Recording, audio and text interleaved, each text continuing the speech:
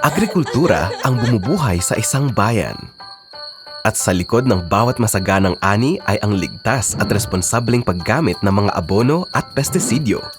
Ang Fertilizer and Pesticide Authority o FPA ay ang ahensya ng gobyerno na nangangasiwa sa regulasyon ng mga pataba, pestisidyo at iba pang mga kemikal pang-agrikultura sa Pilipinas. Tinitiyak ng FPA na ang mga pataba at pestisidyo ay dumadaan sa maingat na pagsusuri bago may irehistro at kahit na ipagkaloob na ang mga lisensya at rehistro, patuloy na minomonitor ng FPA ang pagsunod ng mga nasa industriya sa Presidential Decree 1144 at iba pang mga kaugnay na patakaran.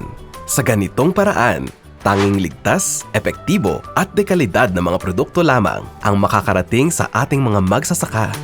Makakatulong ito upang mapangalagaan ang kalusugan ng tao, kapaligiran at kabuhayan sa pagsasaka. Binibigyan din namin ng tamang kaalaman ang mga magsasaka patungkol sa mga ligtas na paggamit ng mga abono at pestisidyo at sinisigurong sinusunod ng mga nasa industriya ang mga pamantayan sa tamang pamamahala ng mga produkto.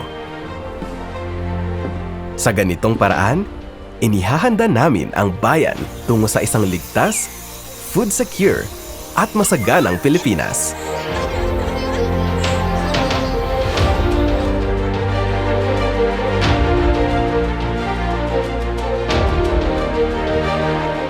Isang paalala mula sa Fertilizer and Pesticide Authority.